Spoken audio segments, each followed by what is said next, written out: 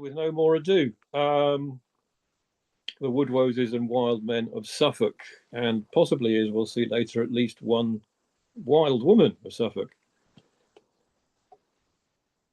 Right, as I say, if you want to contact the museum, there's the email, and I'll also send it out via the chat. For those of you who know nothing about Dunwich, Dunwich is now a village on the east coast in Suffolk. It was once, we think, the 5th biggest town in England, lost to coastal erosion. So a living example of the effects of climate change. Our museum's open this season until the end of October. And after the talk, I'll get my manager, Jane Hamilton, and my deputy manager, Sarah Peel, to introduce themselves and to tell you a bit about the museum. This is a development of mystery animals of Suffolk, including an account of over 150 mystery big cat sightings, which was published a couple of years ago. It's available via the website bigcatsofsuffolk.com. You can order it from its distributor, and I'll try to put these links in the chat. I have to say it's an update since then, and Mystery Animals of Suffolk has its own Twitter and Blue Sky, as you can see. What is a woodwose, or a wild man? It's said to be from the Anglo-Saxon woodwose, meaning a wild being. So it's actually got nothing to do with woods. It's not necessarily a wild man of the woods. If you're wondering about P.G. Wodehouse, where that fits in, yes, the Wodehouse surname, which is from the east of England, fits into that. It's derived from the word woodwose. As far as we know, as far as I've been able to find out, the word woodwose was in common use up to Elizabethan times, and then it tails off.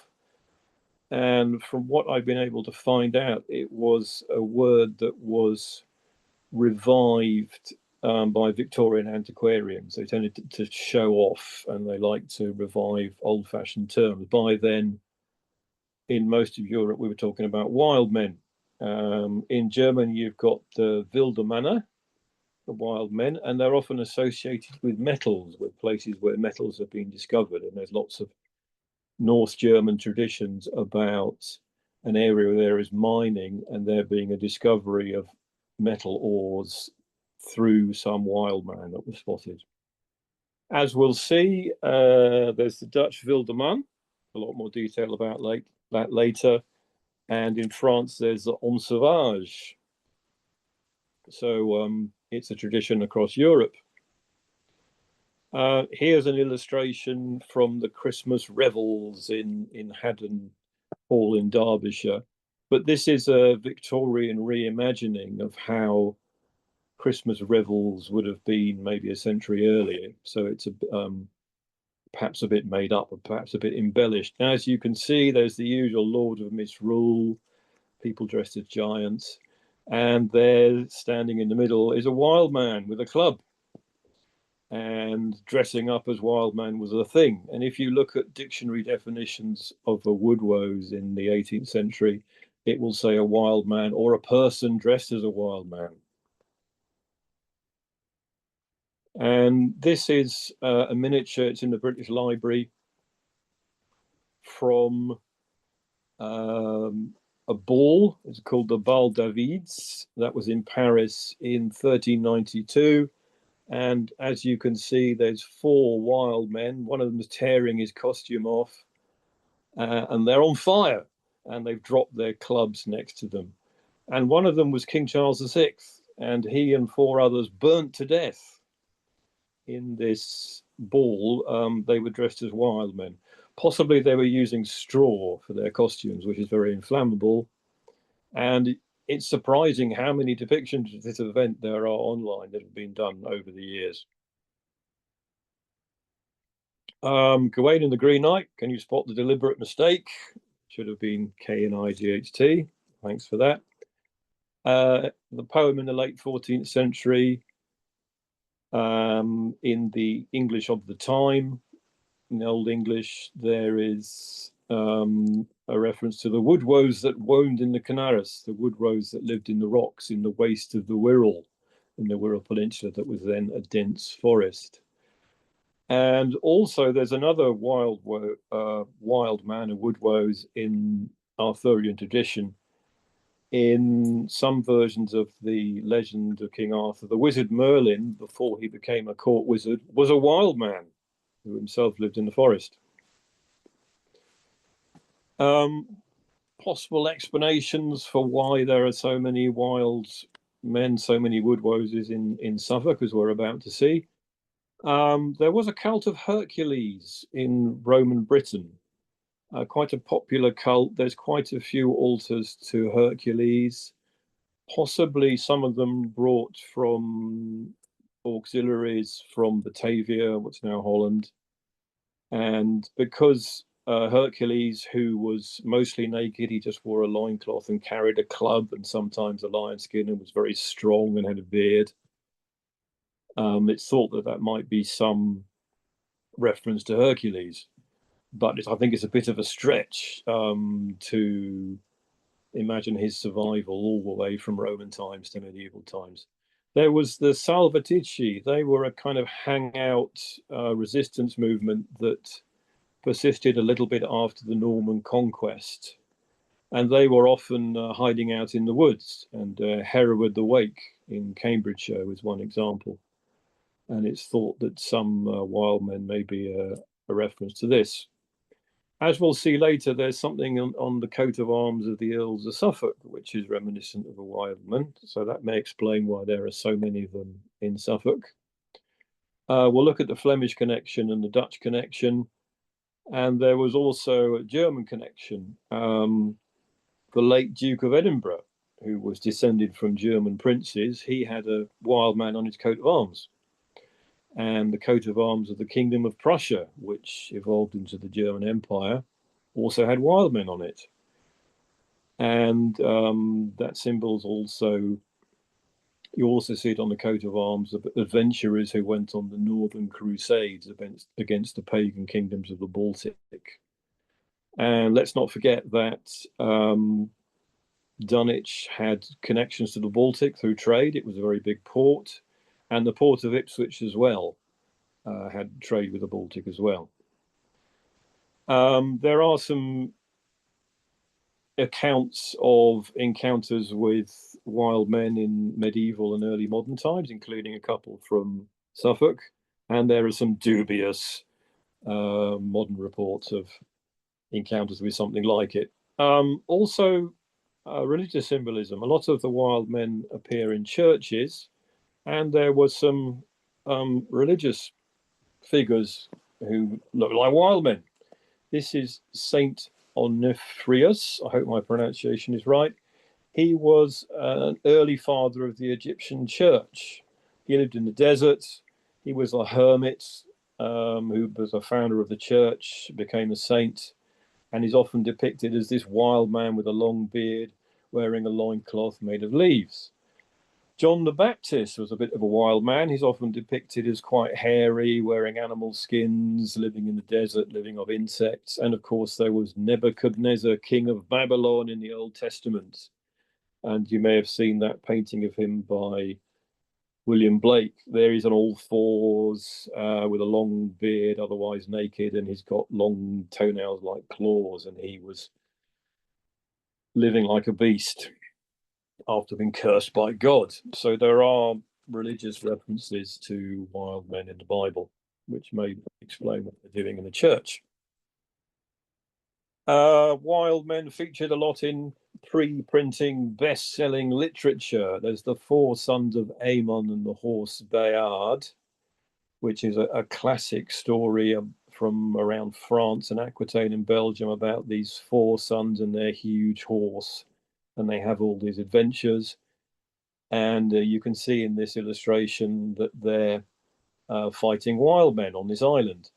One of the first books that Caxton printed when he started doing an English printing press was The Four Sons of Amen, but it never really caught on in English, but it was an international bestseller in lots of languages on the continent.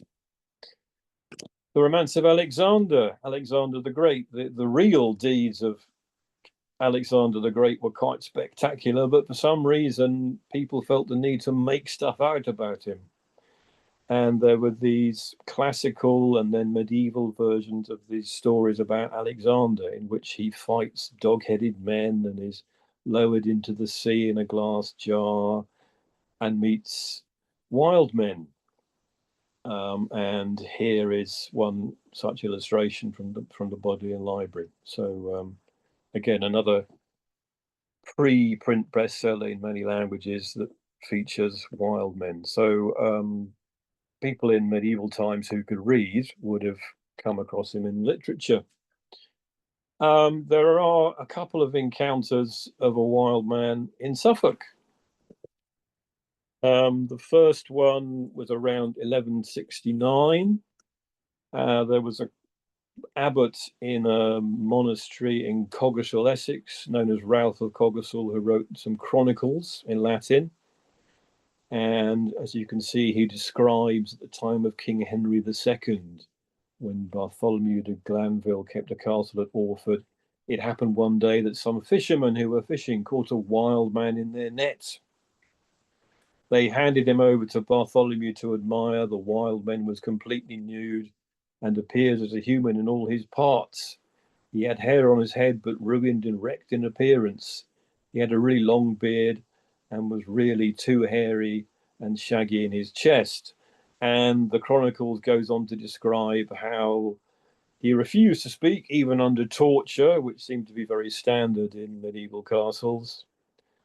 And he was allowed to go fishing in the River Orr near Orford. They put some nets over the river and he was guarded by bowmen and he was allowed to go fishing in the sea.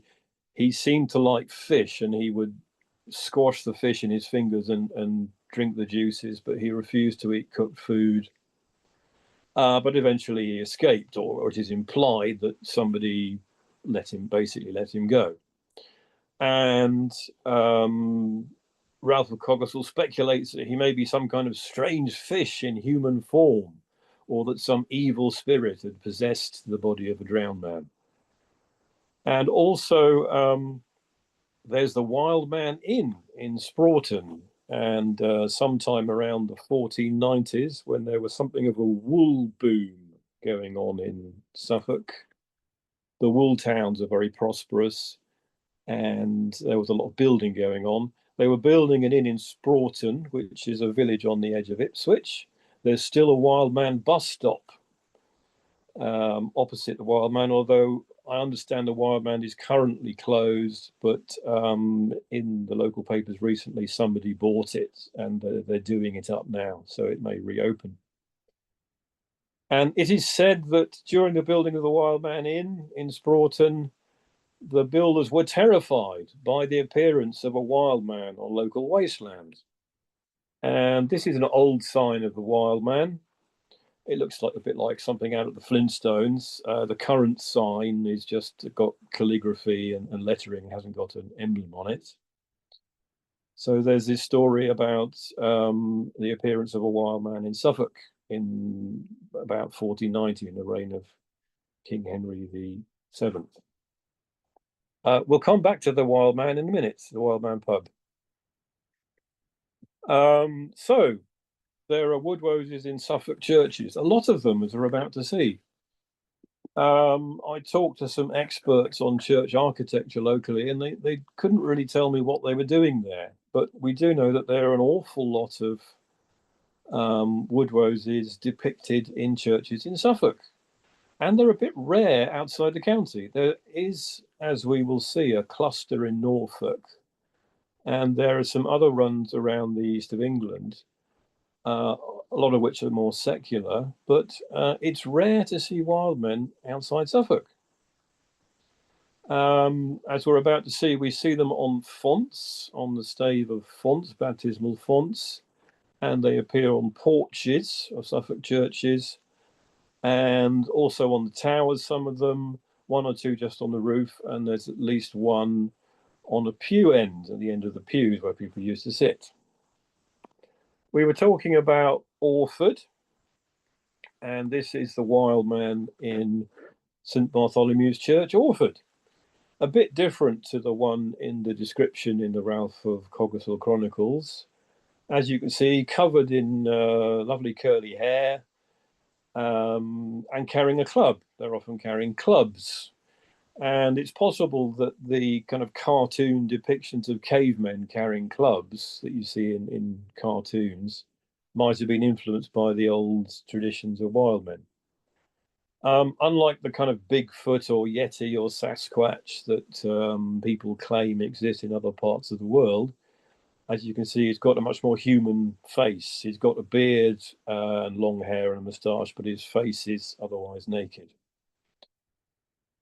That's the typical configuration of a font in Suffolk with woodwoses on it. They're octagonal fonts, I think, because there isn't much stone in Suffolk. It comes from the wrong end of Cambridgeshire.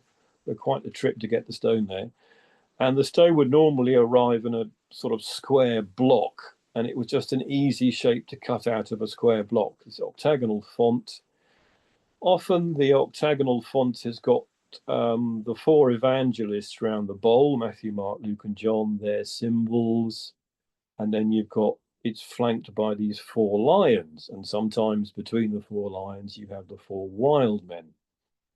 And I've seen notices in churches that say that the lions and the wild men depict strength in some way. And these wild men often seem to be standing guard along with the lions. We've now moved to Framlingham, just down the road from Orford, and there on the font, two more wild men, and these ones are bald. And as we'll see, a lot of these wild men appear to be actual people. They've got faces of people. They could be kind of caricatures or cartoons. And one possibility is that the itinerant stonemasons that travelled around carving all these fonts, they were maybe cartoons or caricatures of each other. And as we'll see, there's some fonts that appear to be in different churches done by the same artist, and they look like they're real people, but they're, say, a caricature of a real person. This is Walberswick, and as you can see, it's a bit ruined. Some of the Wildmen, the Woodwoses, are a bit vandalized or defaced, but you can just about see his lovely curls and his curly hair. We moved to Cove Hythe on the coast. This is a village which is in danger of falling into the sea like Dunwich.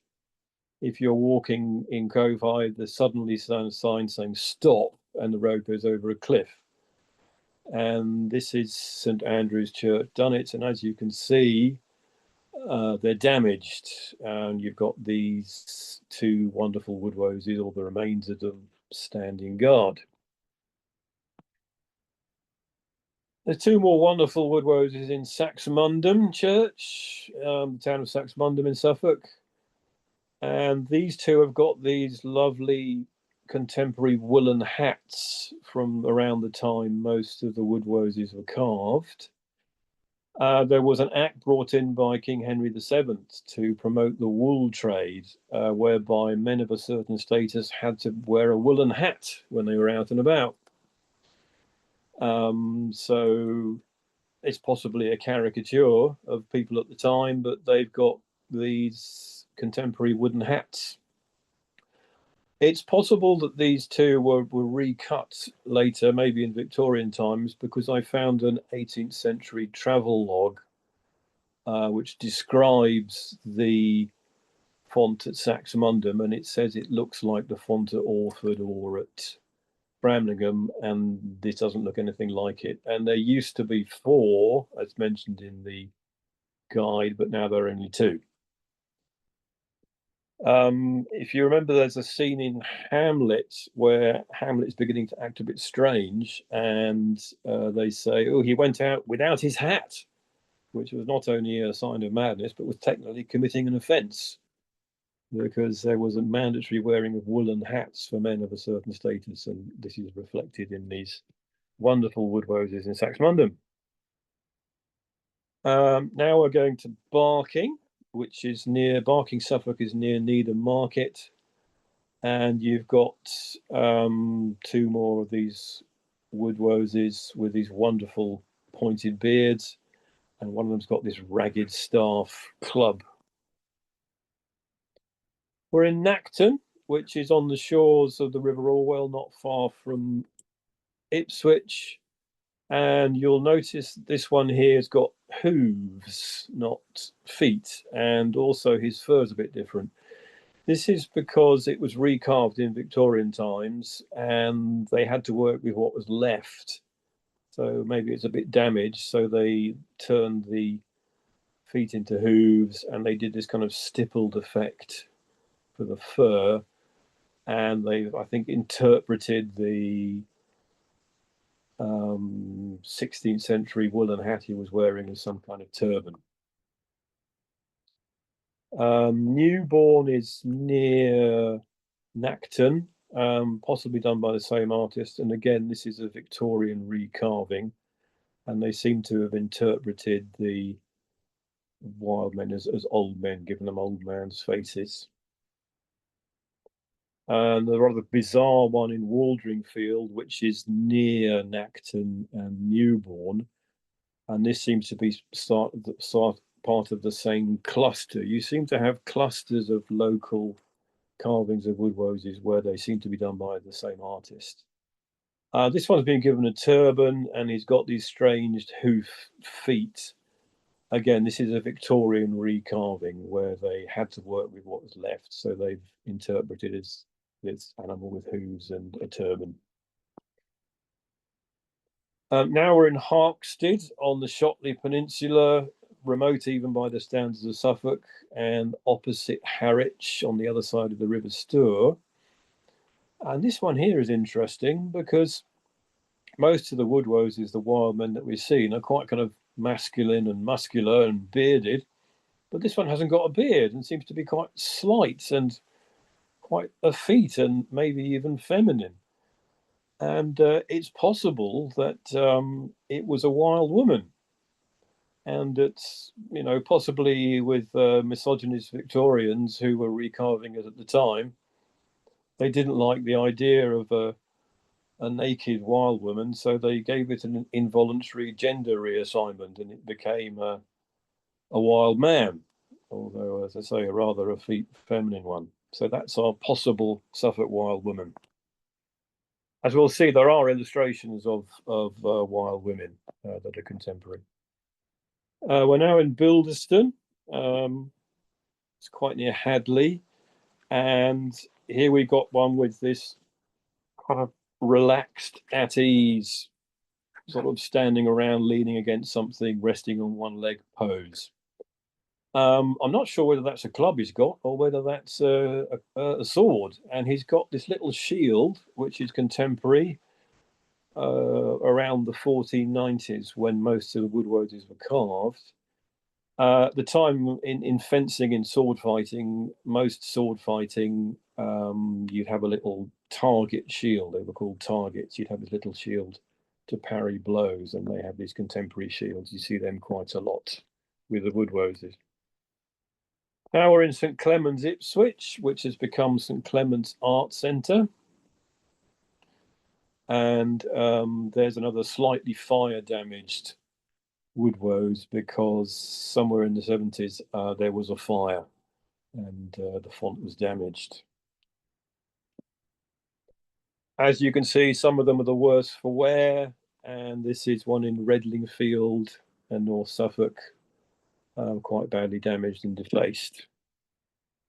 Down the road from Redlingfield is Southholt, which isn't a church anymore. It's a community resource, so you need to look them up and tell them you're coming. This is a Victorian restoration, but a rather good one. I think they've been quite faithful to the original. You've got these lovely curly-haired, wavy-haired woodwoses, some of them with clubs. We're now in Theberton, which is quite near Dunwich, and again, defaced. A strangely Christ-like wild man in Cheddiston, near Halesworth. And that's near Halesworth down the road. And another slightly Christ-like wild man with a club and one of those little target shields and at ease pose. Seems to have been done by the same artist as the one in Cheddiston. So again, clusters of churches with wild men in the same area done by the same artist. We're now in Sibton, and there's this very suspicious looking wild man on guard. And the fonts are normally by the door, and they're often lit by natural light coming in from the windows. So you get that wonderful evening East of England lights if you photograph them at the right time. This is Hawley, where the railway splits, goes up to Ipswich and then off to Cambridgeshire, Hawley Junction. And they're a bit the worse for wear there. They got this at ease pose. I love the one in Stradbroke. He reminds me of Chewbacca out of Star Wars. And he's got a little club.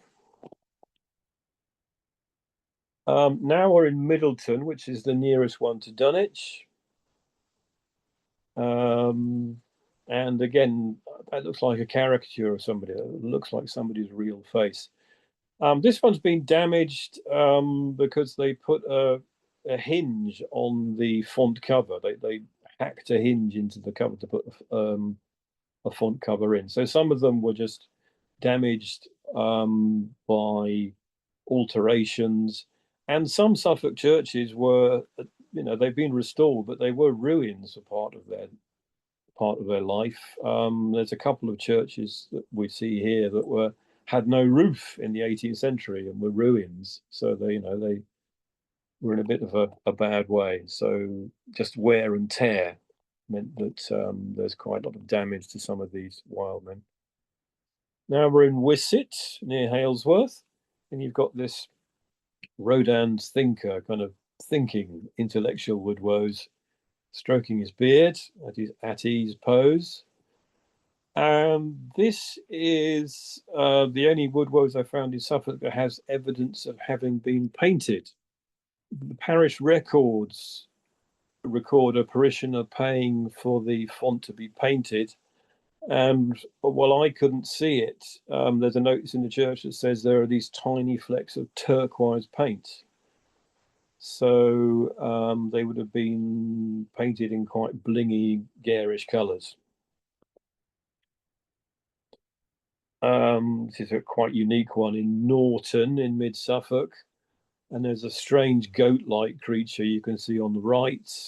And there's another man on the font. And there's this wild man with this wonderfully depicted curly hair holding up a club. And he's got a shield which isn't a target. He seems to have some kind of straps around him holding the shield in place. And it may be that the shield was painted with a coat of arms of some local family. Now we're in Laxfield, and as you can see, this one's lost his head and lost his arms. I think it's a wild man, although it may be John the Baptist, because he's got this animal skin. And John the Baptist is described as wearing the skins of animals. I think it's more likely to be a wild man. As you can see, he's got his own little pew that he's sitting on. Laxfield was the home of William Dowsing, a famous iconoclast. He was given a commission in 1649 during the English Commonwealth, when England was a republic, to get rid of sacrilegious and superstitious images in the east of England. And he recorded assiduously in his journal how he destroyed a lot of stained glass windows. He particularly disliked stained glass windows. He described any initials that referred to the Virgin Mary. He hacked off a lot of images of saints or monks, but he doesn't specifically describe destroying any images of wild men. So we don't know whether any of the wild men or woodwoses that were damaged that we've seen are down to him or his assistants. Part of his commission was talking about destroying images in stone, but as I say, we don't know whether he destroyed any wild men. There were some other commissions that went round destroying religious statuary. There was one under King Henry VIII earlier. In the reign of Edward VI, there was another one. And also there were some local parishioners around there. The parishes of East Anglia were quite Puritan, and they may have decided that some of these woodwoses and wildmen were a bit old hat and a bit embarrassing and not looked after them. So that's another possibility. My favourite, the poster boy here, this beautiful woodwose in Peasenhall, which isn't that far from Dunwich. This is on the porch. In the corners of the porch, you have these two right angles that are called spandrels, and he's fitting into that one somehow. He's got his club, and you can see quite a lot of detail on his contemporary 1490s target shield. And on the other side of the porch, you've got a little dragon. Well, it's like a dragon. It's a two-legged dragon. It's called a wyvern, and it's you've often got this woodwose charging to do battle with a wyvern or a dragon on the other side of the porch. A lot of them were worse for wear. This is a barely recognisable wild man in Beccles on the church. I've been visiting Beccles for several years before I noticed him. You can just about make out his club, and he's fighting a wyvern on the other side of the porch who's worn away and looks just like a dog because there's not much detail left. Alderton Church, another wild man that's the worse for wear. This is in the Felixstowe Peninsula. Again, fighting another wyvern.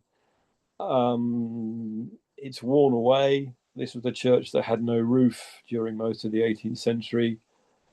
And people think he's a wild man, and they think that what he's holding is a trunk of a tree pointed at one end, that he's hacked off the end of the branch to make it into some kind of spike or spear, and he's charging at a wyvern with that. Now we're at Baddingham. I've got one or two photos in black and white because some of them are so worn away you can't really see the contrast in the colours, so they just show up better on black and white.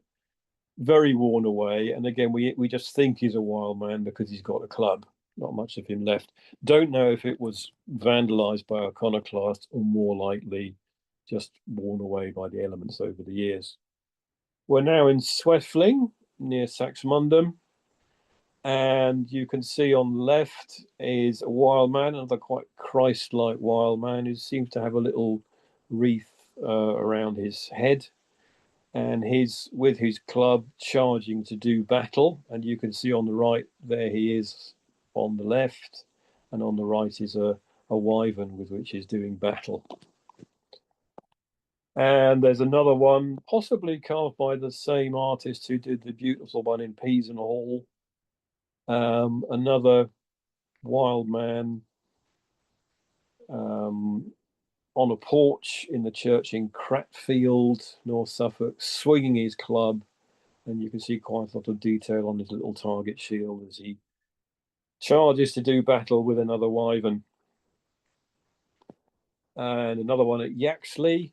That's a lion with him there, and he's got a club, a bit the worse for wear. On the other side of the porch is just a man in contemporary early 16th century clothes. but he's sharing space with a wild man. And I wonder what's going on with these wild men fighting wyverns, these two-legged dragons. And I found this. This is the Book of Hours. It's a Belgian manuscript from the 15th century. It's a kind of guide to the day and different prayers to say at different times of day. And as you can see at the bottom, you've got wild men and wild women. The wild women with no hair on their breast, and there's a wild child. And there's two wild men in the woods swinging clubs. And you can just see in the top right, there's a wild man who seems to be fighting with some kind of two-legged dragon wyvern thing. So it seems there was some sort of story about wild men fighting with these wyvern two-legged dragons, which is a cultural reference that people understood, which seems to have been lost, or I haven't been able to track it down in any event.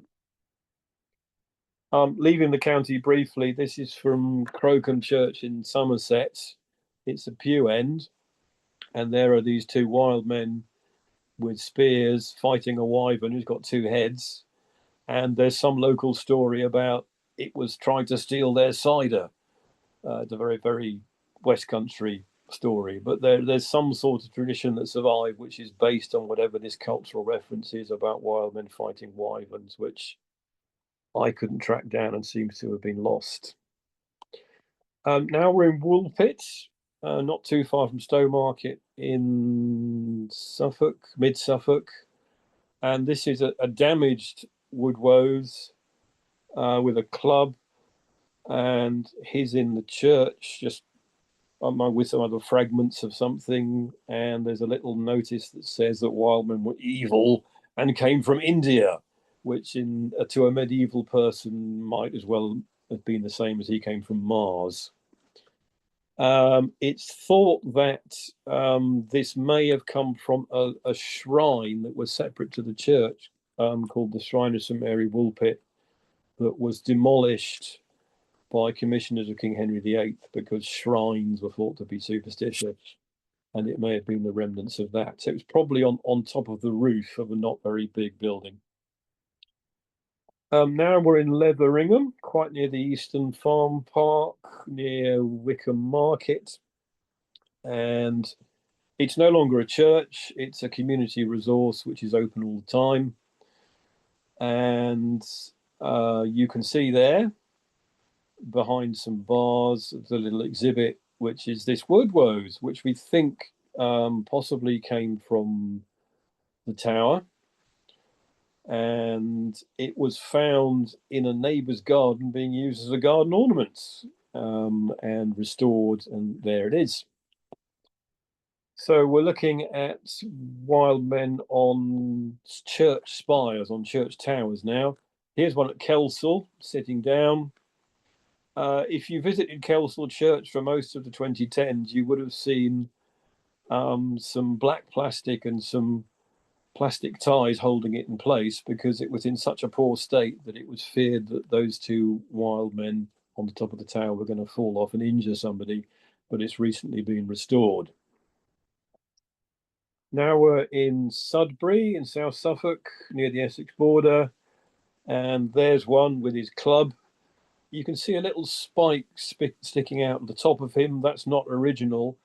He was blown down in the Great Hurricane of 1987 and stuck together again, and that spikes to hold him in place.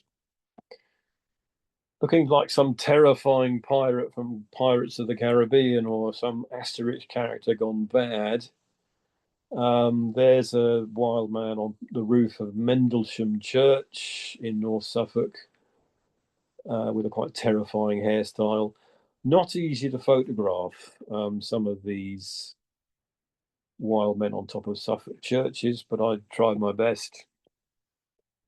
Now we're in St Mary's Haverhill, by the Cambridge border, and there's another sort of Rodin's thinker wild man. This one looks more like a sort of Bigfoot or Yeti, this very bulky, massive one, having a little think while he's leaning on his club.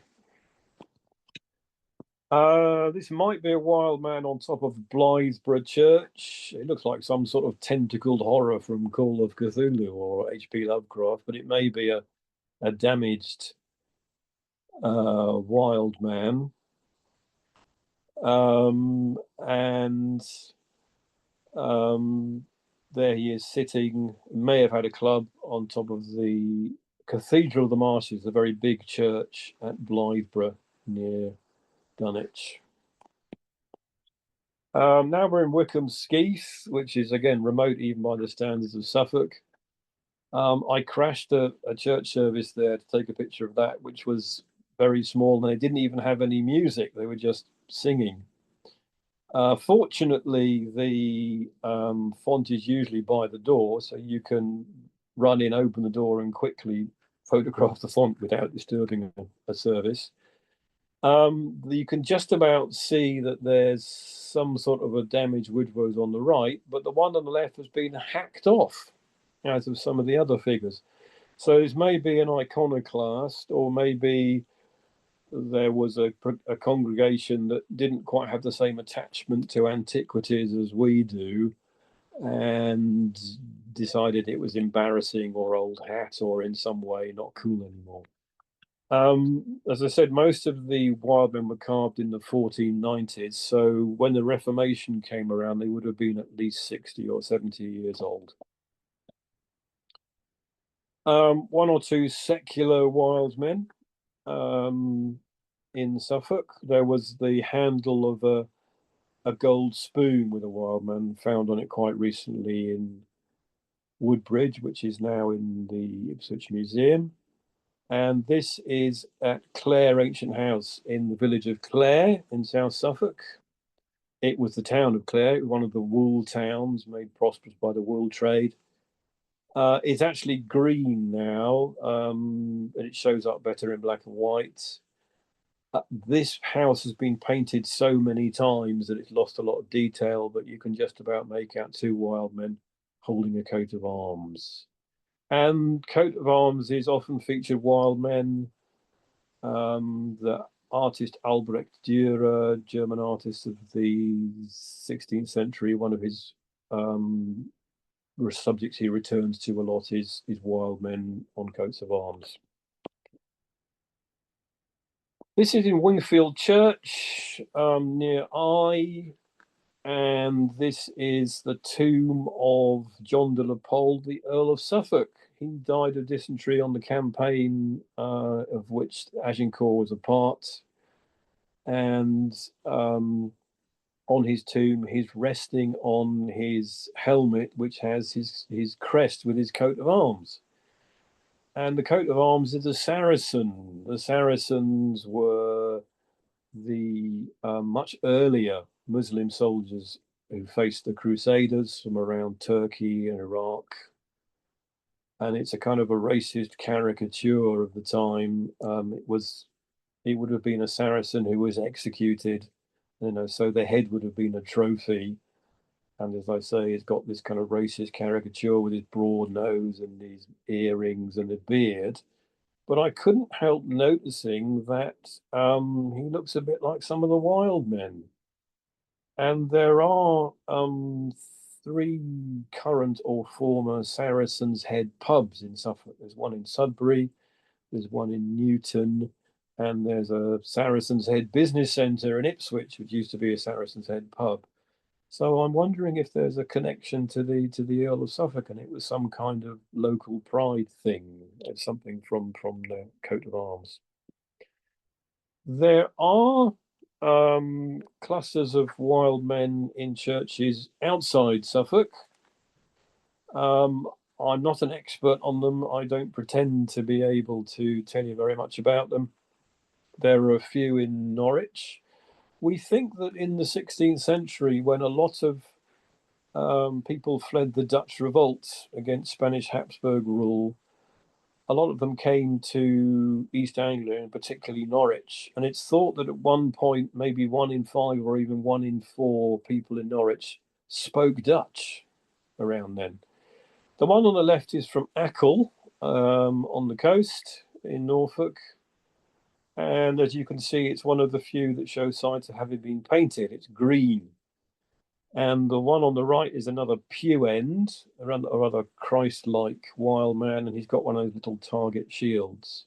But as I said, while they're common in Suffolk, there are a few in Norfolk, and outside that, they're rare, and they're often to do with coats of arms.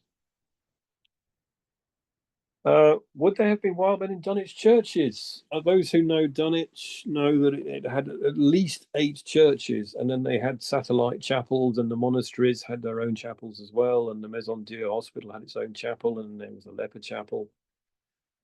Um, and some of them may have had fonts or porches that had wildmen on them. This is All Saints Church, which was the last to go over the cliff in the early 20th century. There's a little buttress of it left in the modern St James's Church. If you go for a walk to Dunwich Greyfriars Monastery, you can see the last tomb of the burial ground of All Saints. On the left is a painting from 1796 that shows the remains of it then. In the middle is a photograph from our own Dokra collection that we've recently been digitizing and cataloging, which shows it in the early 20th century. And on the right is a photograph I took a couple of weeks ago from outside the museum. This was pulled up by Stuart Bacon, the diver in the Dunwich Dives. He found a lot of remains of churches. We think that's from All Saints. Unfortunately, the documentation from the Dunwich Dives have been separated from the artifacts. We're on the case trying to find them. We think they're in the Suffolk Record Office somewhere. That's either the base of a pillar or possibly the base of a large font. So there, we seem to have possibly the remains of one of the fonts of one of the many Suffolk churches that were lost when they were lost to the sea. This is in our collection. It's a photograph of a drawing from slightly before that painting on the left. This is the interior of All Saints Church, Dunwich, in 1784. And you can see in the foreground, that could be a part of that artifact there that could be the base of a pillar, or it could be the base of a font. We don't know. So we know there may have been some fonts. There may have been some bits in the churches. The Wildmen, the Woodwoses in Suffolk churches were mostly done long after Suffolk's decline. They were around, let's say, 1480, 1490, King Henry VII during the wool boom, and Dunwich would have been very much in decline by then. But some of the local churches that have fonts that were built around then weren't particularly big. They were villages, and generally a lot of older churches had an upgrade around then because there was money coming into the county because of the wool boom.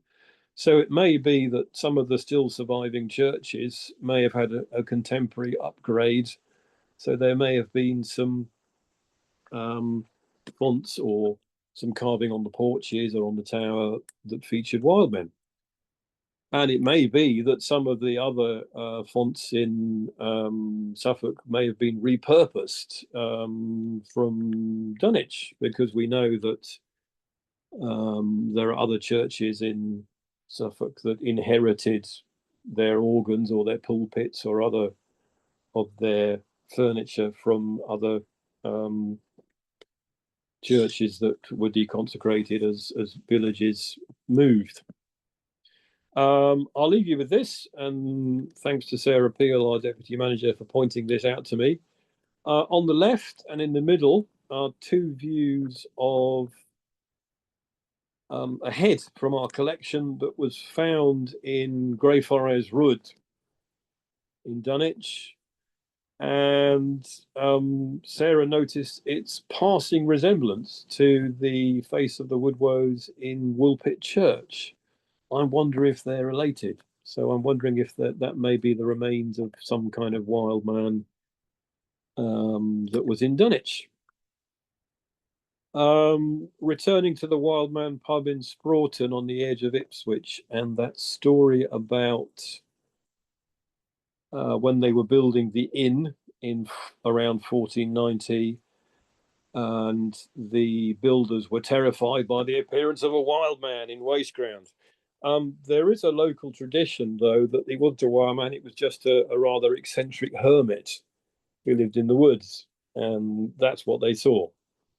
But the Wildman pub, there's only one I know of in Suffolk or in the east of England, but without looking too hard, I noticed that in the Netherlands and Belgium, there's an awful lot of Wildman pubs. There seems to be some font artifact that's put a line through the first one, but there they are. Some of them have closed recently, but there's a lot of them. It's quite a common name for a pub in the Netherlands. And there on the right is the logo of the beer tasting pub in de Wildeman in Amsterdam. So there they all are. Last time I looked at the website of the Grand Café de Wildeman in Eindhoven, that's a dance cafe, and they had a lot of photos of the dance floor. It's quite a lively dance cafe with DJs and all the rest of it. But as I say, not a rare name for a pub in Belgium and the Netherlands. So that kind of makes this story about, oh, it was called the Wild Man because of the appearance of a wild man when they were building it, sound a little bit less likely. There's also a Wilderman neighborhood, like a council ward in suburban Amsterdam.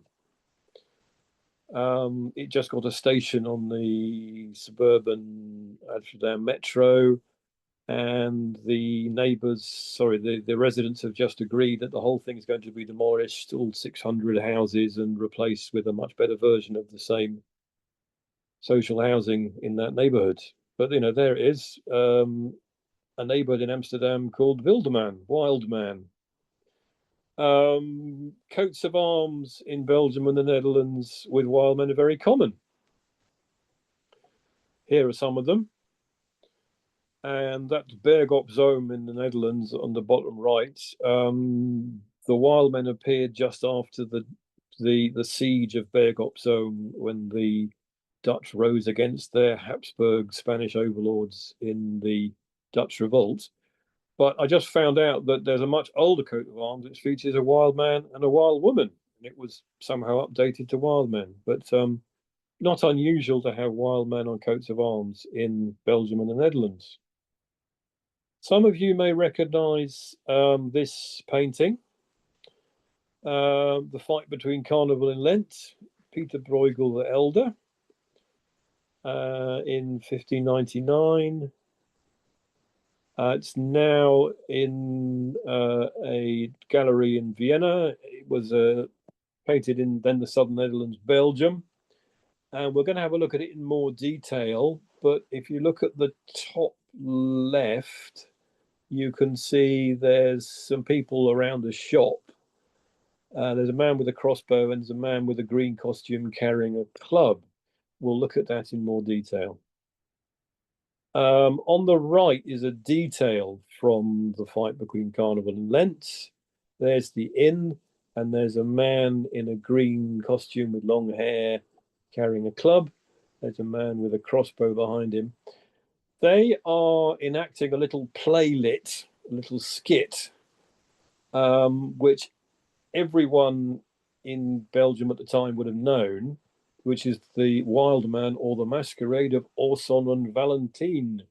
And you can see there's a contemporary print of it on the left, the same scene, in which a wild man is killed by a man with a crossbow. Orson and Valentine were another of these pre-print, early print bestsellers in many languages. There's a Russian version of it that's recently turned up.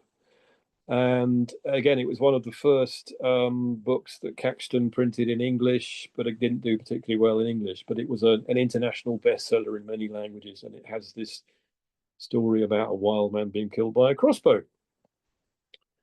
Now we're in 's-Hertogenbosch, also known as Den Bosch in the Netherlands. That's the cathedral. These are all modern reconstructions from the 1930s, but they're exact copies of the originals. They're on the cathedral, and they're Wildmen. And 's-Hertogenbosch is the Duke's Wood, and no one's really sure where the name came from, but the people in 's-Hertogenbosch in the 16th century believed that there was a wood and that the original inhabitants of Den Bosch were wild men that lived there. And so they had this local pride about the wild men. And the coat of arms of Den Bosch used to have wild men on it. And there are reports of when they had parades of their soldiers that were being sent to other parts of the Netherlands during the Dutch revolt, they would parade dressed as wild men. So there seems to be quite a lot of Dutch and Flemish culture involving wild men around the time that the wild men were being carved and a little bit later in those countries. And we know that Suffolk, the east of England, had a lot of contact with what's now Belgium and the Netherlands. There's a Dog's Head Street in Ipswich, which apparently took its name from a Flemish pub there called the Dog's Head. There's a bell in Bromeswell, in a church near Woodbridge, that has an inscription in Old Flemish. And the font at the Church of St. Peter on the waterfront in Ipswich, which doesn't have Wildmen on it, it has lions, is made from black marble from Tournai in Belgium. So we know that there was a lot of cultural exchange going on, and it may be possibly that some of the itinerant stonemasons who travelled around that part of the east of England may have come from Belgium and the Netherlands, because there was suddenly a lot of work in these churches that were enjoying an upgrade because it was a booming part of the world because of the wool boom. So it could be that the artists brought with them the wild men, and it was a cultural import from, as I say, our North Sea neighbours in what's now Belgium and the Netherlands. I'll leave you and make of it what you will.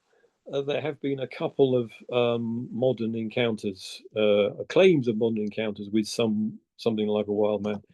This is a drawing by a witness I spoke to who encountered some kind of shambling entity when he was walking at Peasenhall in 2011, which he could see out of the corner of his eye, but which his partners with him couldn't see. There's a story about a lorry driver seeing some sort of grey ape-like creature by the side of the road at Elvedon in North Suffolk. And there's this group of people who claim to be looking for British Bigfoot, and they claim to encounter Bigfoot-like entities in Britain. And one claimed to have found something in Ofton Woods near Stowmarket in 2015. I note only that when I contacted them for more details, I met with silence. And also, it's notable that these aren't people who have these chance encounters. The people who report seeing British Bigfoot are people who are out looking for it and believe it exists. So make of that what you will. I also heard a story from Browse Yard. Somebody told me that there was a story going round that there was a house that caught fire, and somebody was pulled to safety by something hairy that left them in the wood covered in ferns. And my informant said an old chap used to recount the story, who was said to live somewhere between Framlingham and Sibton, and to have died sometime around 2024. So there's this story. I don't know. It sounds like a friend of a friend story, but there is this tradition of somebody being rescued by something hairy from a fire. Okay. We're going to take a break shortly, and then we'll have questions. And in the break, I'll try to send some links via the chat. If you have enjoyed this talk, I'm rattling the cyberspace tin for Dunwich Museum. You can donate via the website. If you go to the website, on the top right, there's a donate with PayPal button, or on the bottom left, there is a donate link. So again, if you have enjoyed this talk, please consider donating to Dunwich Museum. We rely on donations to keep going. Shall we take a break now? If the talk is over and we're just following questions, it may be worth just doing the questions now. Okay. Okay. Already past the end time of the talk. Okay, and then we'll do that. And then if you'd like to say, you and Jay would like to say something about Dunwich Museum, is that all right? Okay, good. Are there any questions? We have one question from Minu. I apologize for not being able to pronounce this correctly, but I think we covered this at the beginning, but why are they called Wildmen? Because they're wild men. I don't know. I don't know. It seems to be the same in all European languages. As I say, Wilderman in Dutch, Homme Sauvage in French, and Wildermannen, excuse my German pronunciation. So it's a tradition that goes back quite a long way. They feature a lot in medieval literature. They're a lot in medieval manuscripts. You know, there's all these wild men who are enchanted by women, and they're acting silly. By the kind of late medieval times and early Renaissance, people didn't believe they were still out there. They felt that they lived somewhere else in the world yet to be discovered, or that they were extinct. And then when people discovered the New World, and they discovered, you know, there weren't any sort of half man, half beast animals, but there were people who were very exotic and very extraordinary, they kind of lost interest in the stories about wild men. But I don't know. My top three favourite wild men, in answer to your question: Peas and All, which is the poster boy, definitely. Cratfield, and another one. I think Barking. They're very nice. I will try in the link to send you a link to an article which has some of them. Or if you get Mystery Animals of Suffolk, chapter 1 has small black and white photographs of I think all of them. There may be a few I've missed. Are there any more questions?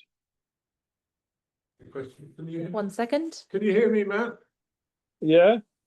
Do you see any connections between the wild man tradition and the green man? Yeah. I wonder when you're going to ask about the Green Man. Yes. The Green Man, also known as the foliate head, goes back a very long way. We think to India, brought by the Hellenistic influence of Alexander the Great to classical Greece, and then to Europe, where it was a sort of architectural. Someone seems to be drawing on this. I don't know how that's happening. Someone's able to draw on the. Unsure. Sorry, a little distracting. it was an architectural flourish, and it was stonemasons showing off what they could do when these vaulted ceilings and took off, and there were these kind of angles that intersected that lent themselves to showing off that you could do something cool there.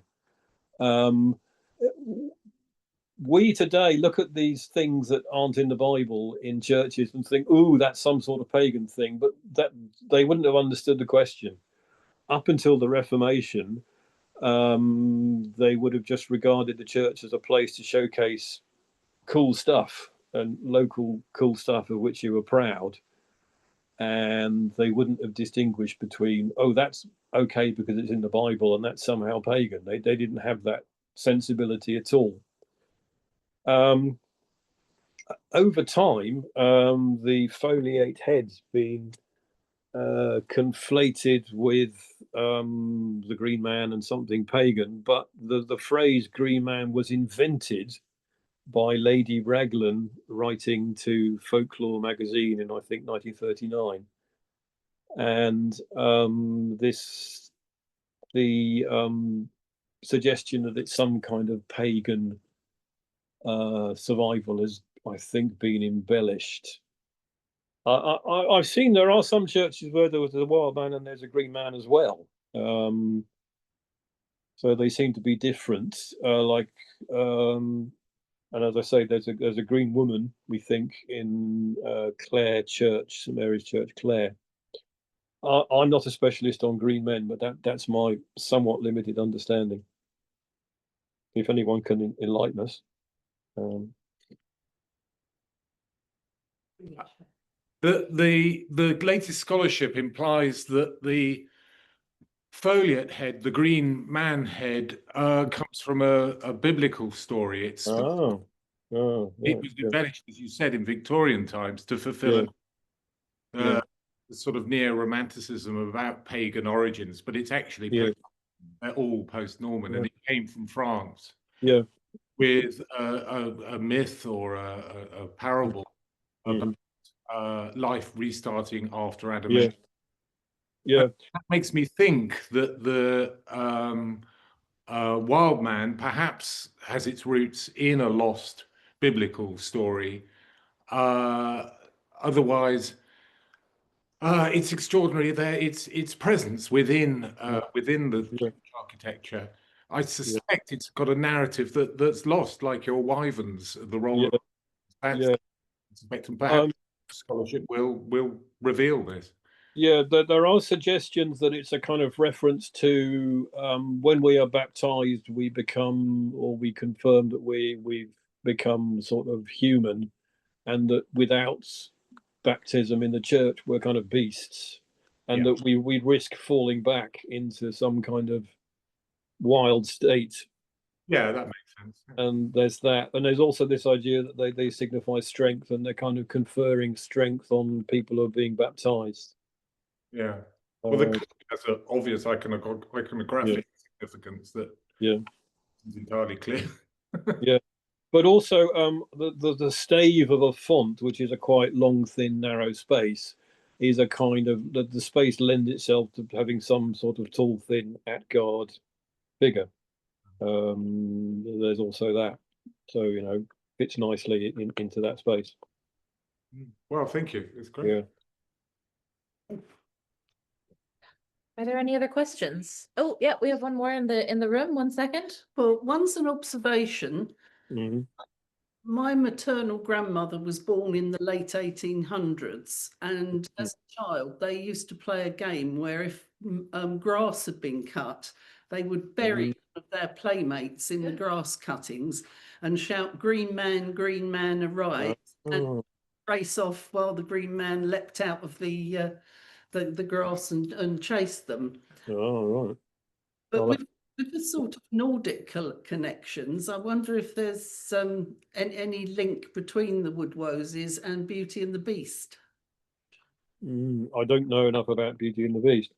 I didn't have time to deal with it, but there are some of these wild men on Dutch and Belgian and German coats of arms were added after the people who obtained them took part in these northern crusades against the Baltic pagans. And I think there was something about depicting these pagans as being sort of other and not human, although weirdly the pagan kingdom of Lithuania was almost identical in all respects to other European countries, except for it not being Christian. And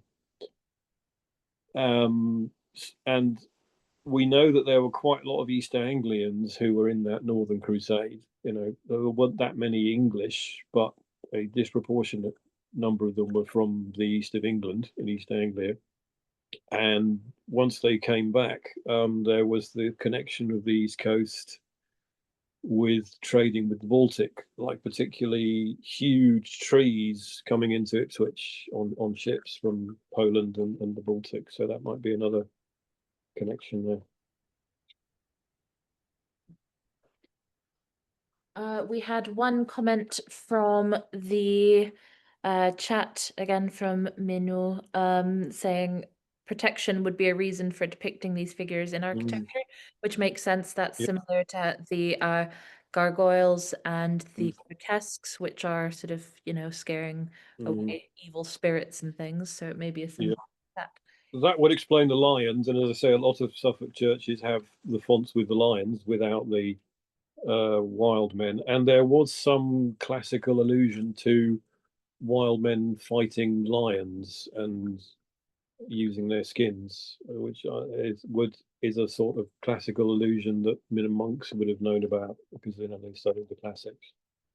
It's interesting, isn't it, that they're concentrated on fonts, and though you've spotted quite other places, there are so many on fonts, and especially in Suffolk. Yeah, it may be that it was something that you could upgrade when you had some money coming in, as they all were because of the wool boom.